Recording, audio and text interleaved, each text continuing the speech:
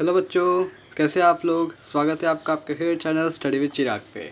अच्छा, तो आज हम जो है ये मूल कॉन्सेप्ट के बारे में देखने वाले हैं कि मूल कॉन्सेप्ट होता क्या है। इसमें कन्फ्यूजन होती है। मूल कॉन्सेप्ट हमें बहुत परेशान करता है ना, कि उसमें क्या एवोगाड्रो नंबर लेना होता है, इतना बड़ा नंबर होता है और क्या क्या फार्मूलास होते हैं, है ना। हमें दे दिया जाता है इतने ग्राम का मेरे पास सोडियम है, इतने ग्राम का मेरे पास कार्बन है, तो इसका आप मास निकालिए या इसमें कितने मोल्स है ये निकालिए, है ना। ये सब पूछ दिया जाता है।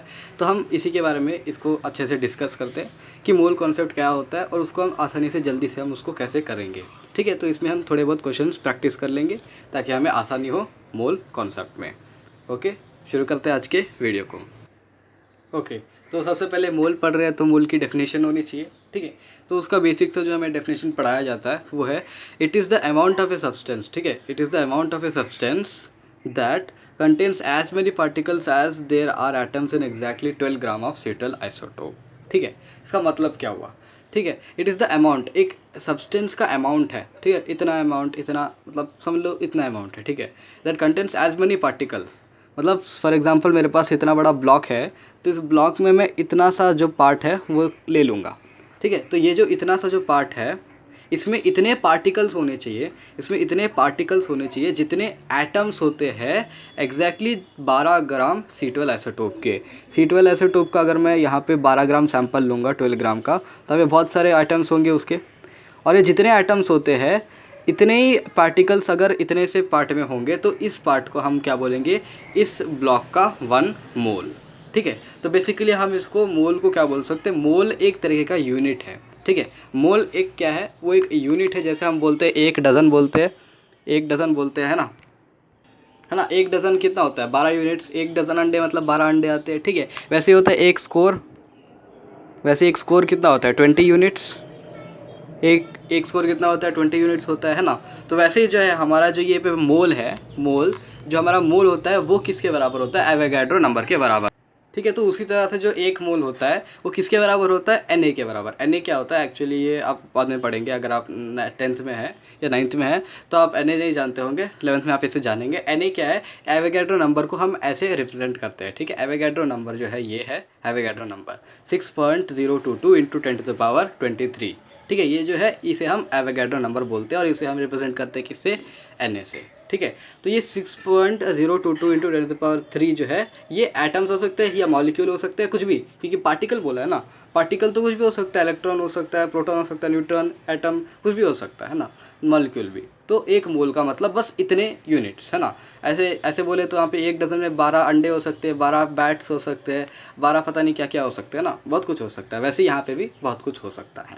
तो एक्चुअली 1 मोल क्या है, एक पर्टिकुलर नंबर है, एक यूनिट है कि उतने जो है उन सबको हम मिला के एक मोल बोलेंगे। जैसे हम 12 चीज़ों को क्या बोलते हैं, एक डजन बोलते हैं, वैसे ही जो है हमारा मोल भी है। ठीक है, तो एवोगाड्रो ने हमने क्या किया, एवोगाड्रो ने जो है ये कार्बन 12 का जो है ये आइसोटोप है, इसका जो है इसमें उन्होंने क्या 12 ग्राम कार्बन लिया और उसमें उन्होंने क्या किया, इसमें कितने एटम्स होते उन्होंने निकाला था। तो इसीलिए उसके हिसाब से उसमें जितने एटम्स है उस नंबर को उनका नाम दे दिया गया। ठीक है, ये है एवोगाड्रो नंबर। ओके, तो अब यहाँ तक हमने मोल की बात कर ली। ठीक है, अब आगे आते हैं हम क्या, मॉलिक्यूलर वेट या मोलार वेट या मोलार मास, है ना। मोलार मास के बारे में हम बात करते हैं। ठीक है, मोलार मास क्या होता है, मोलार मास, मोलार मास कुछ नहीं होता। ये जो है मोलार मास जो है ये मास होता है कितने, एक मोल सब्सटेंस का। ठीक है, सब्सटेंस का जो एक मोल है वही वो वाला ब्लॉक ले लेते हैं। इसमें अगर ये पार्ट मेरा जो है ये 1 मोल का है, इसमें 1 मोल एटम्स है। ठीक है, तो इसका जो मास, जो भी मास होगा इसका, उसको हम इस ब्लॉक का मोलार मास बोलेंगे। वैसे ही अगर मैं बोलूँ कि मेरे पास इतना सैंपल है Na का, सोडियम का, तो अगर मैं इतना सा पार्ट ले लूँ और बोलूँ ये इसमें 1 मोल क्या Na पार्टिकल्स है, तो क्या हो जाएगा, इसका जो मास हो जाएगा वो हो जाएगा मोलार मास ऑफ Na। ठीक है, मोलार मास ऑफ कितना, sodium, molar mass of sodium. ठीक है, मतलब एक मोल में जितना भी मास होगा उसको हम क्या बोलेंगे, मोलार मास बोलेंगे। और मोलार मास को हम एक्सप्रेस करते हैं किसमें, ग्राम्स में। किसमें, ग्राम्स में एक्सप्रेस करते हैं। और इस मोलार मास को एक और नाम दिया गया है क्या, वो है ग्राम एटॉमिक मास। क्या, ग्राम एटॉमिक मास, इसे एक और नाम दिया ग्राम एटॉमिक मास। ओके, तो यहाँ पे एक खास बात ये है कि हमारा जो हमने पहले ही पढ़ा था कि मॉलिक्यूलर मास यानी एटॉमिक मास जो है, एटॉमिक मास या मॉलिक्यूलर मास जिसको हम AMU में रिप्रेजेंट करते हैं, बेसिकली उसको U में रिप्रेजेंट किया जाता है ना। तो ये जो है, अगर हमारा कोई ऐसा मास दिया हुआ है, फॉर एग्जांपल हमें दिया है 2U या हो सकता है 2 AMU दिया हो, तो अगर हमको इसका जो है मोलार मास निकालना होगा तो ये सिंपली बराबर हो जाएगा किसके, 2 ग्राम के। ठीक है, तो हम ऐसा कह सकते हैं कि मोलार मास जो है वो न्यूमेरिकली ठीक है, यूनिट वाइज नहीं बट न्यूमेरिकली जो है वो इक्वल होता है किससे, एटॉमिक मास या मॉलिक्यूलर मास से। ठीक है, ओके, तो वैसे ही हम एक छोटा सा एग्जांपल लेते हैं H2O का। ठीक है, H2O का जो मॉलिक्यूलर मास क्या होता है, हाइड्रोजन का क्या होता है, 1 होता है, 1 × 2 प्लस ऑक्सीजन का होता है 16, तो ये कितना हो गया, 16 + 2 = 18 AMU। ये जो है ये क्या है, AMU भी लिख सकते हैं या फिर इसको हम लिख सकते हैं U। ठीक है, सिर्फ U, बेसिकली हम U से ज़्यादा प्रेफर करते हैं। तो 18U जो है वो मास है किसका, H2O का। ठीक है, H2O का मास है 18U, तो हम इसको क्या लिख सकते हैं, which will be equal to क्या होगा, 18 ग्राम। ठीक है, तो एक मोल H2O का वेट कितना होगा, 18 ग्राम होगा। बस न्यूमेरिकली इक्वल है, एकदम न्यूमेरिकली इक्वल है। ठीक है, यूनिट वाइज नहीं बट न्यूमेरिकली दोनों सेम ही होते हैं। ओके, तो अब आ जाते हैं अपने कुछ फार्मूलाज पे। ठीक है, हमारे 2 बेसिक फार्मूलाज है। ठीक है, तो उन फार्मूलाज को एक बार देख लेते हैं। ओके, तो हमारा पहला फार्मूला है नंबर ऑफ मोल्स जो है वो किसके बराबर होते हैं, मास given by molar mass. For example मेरे को दे दिया है कि 2 ग्राम मास दिया हुआ है मेरे को, और मेरे को बोला है उसका जो मोलार मास है वो कितना है, 1 ग्राम है। तो यहाँ पे कितने मोल्स हो गए, 2 मोल्स। ठीक है, 2 मोल्स हमारे एटम्स हैं। ठीक है, तो नंबर ऑफ मोल का ये एक पहला फार्मूला। और दूसरा जो फार्मूला है वो बहुत सिंपल है। हम जैसे जानते हैं कि 1 डज़न कितना होता है, 12 यूनिट में ना, यूनिट। तो वैसे ही हम निकाल सकते हैं। तो वैसे ही अगर वो हमको दे देगा कितना, हमें दे देगा 24 यूनिट है हमारे पास, है ना, 24 यूनिट है। तो हम कैसे निकालेंगे इसमें कितना डज़न है, इसको बाई 12 कर देंगे, बाई 12 करेंगे, है ना, वही काम करेंगे हम। तो 2 यूनिट, तो 2 डज़न आ जाएगा, 2 डज़न, है ना। वैसे ही हम सेम काम करेंगे नंबर ऑफ़ मोल के साथ भी। ठीक है, हम क्या करेंगे, नंबर ऑफ़ मोल्स लिखेंगे, नंबर ऑफ़ मोल्स इक्वल्स कितना, particles given, number of particles given by कितना, एवोगाड्रो नंबर। तो हम लिखेंगे नंबर ऑफ, ठीक है, तो हमारा दूसरा फॉर्मूला है number of moles equals number of particles given by Avogadro number. ठीक है, number of particles given by Avogadro number. और एवोगाड्रो नंबर कितना होता है, ये कितना होता है, 6.022 × 10⁻23। ठीक है, तो हम ऐसा जो भी हमको पार्टिकल दिया होगा, फॉर एग्जांपल बहुत सारे हमको दे सकता है वो 7000 या कुछ भी दे देगा वो, है ना, 7 × 10⁻25 पार्टिकल्स अगर वो हमको दे दे, तो हम क्या कर सकते हैं, उसका एवोगाड्रो नंबर से डिवाइड कर देंगे तो हमारा नंबर ऑफ़ मोल्स निकल जाएगा। ओके, तो हमने 2 फार्मूला देख लिए, है ना। हमारे 2 फार्मूला से ही हम जो भी है अपने जितने भी क्वेश्चन है सारे हम आसानी से सॉल्व कर सकते हैं। चलिए कुछ क्वेश्चन देखते हैं। ओके, तो क्वेश्चन लेते हैं पहला, फाइंड द मास ऑफ पहला है 1 मोल नाइट्रोजन का। ठीक है, और दूसरा हम क्या ले सकते हैं, दूसरा ले सकते हैं क्या, 8 मोल किसका, एल्यूमिनियम का लेते हैं। ठीक है, 8 मोल्स ऑफ एल्यूमिनियम। ठीक है, और हमारा तीसरा हम ले सकते हैं 0.2 लेते हैं, 0.2 मोल ऑफ किसका, ऑक्सीजन का लेते। ठीक है, और उसके बाद हम लेते हैं 4th वाला क्या, 2 मोल किसका, पानी का, वाटर, H2O। ठीक है, हमने सारे ले लिए। अब इन सब के निकालते क्या, मास निकालना है हमको। हम सिंपल मास दिया हुआ तो कौन सा फॉर्मूला यूज़ करेंगे, हम यूज़ करेंगे number of moles equals mass given by molar मास। ठीक है, इन सब के मोलार मास तो हम जानते ही है। ठीक है, मोलार मास तो हम जानते हैं, लेकिन गिवन मास हम नहीं जानते। तो कितना जो मास है इसका वो हमको निकालना है। ओके, तो हमारा फॉर्मूला है number of moles equals mass given by molar मास। तो इस तरह से क्या हो जाएगा, मास गिवन क्या हो जाएगा, नंबर ऑफ़ मोल्स इनटू क्या, मोलार मास। ठीक है, सभी का निकाल लेते हैं। नाइट्रोजन का मोलार मास क्या होता है, मैं लिख देता सभी का। ठीक है, सभी का लिख देते हैं पहले। एंड नाइट्रोजन का क्या होता है, 14 होता है, 14U। ठीक है, एल्यूमिनियम का क्या होता है, एल्यूमिनियम का होता है कितना, 27U। ठीक है, और ऑक्सीजन का हम जानते हैं, हमने देखा 16U होता है। और H2O का तो हम निकाल ही सकते हैं, H2O H का कितना होता है 1, तो ये पूरा मिला के हो जाएगा 18U। ठीक है, तो ये हमने यहाँ पे U से लिखा है तो कोई बात नहीं, इसको हम ग्राम में भी बदल सकते हैं 1 मोल का मास के लिए, है ना।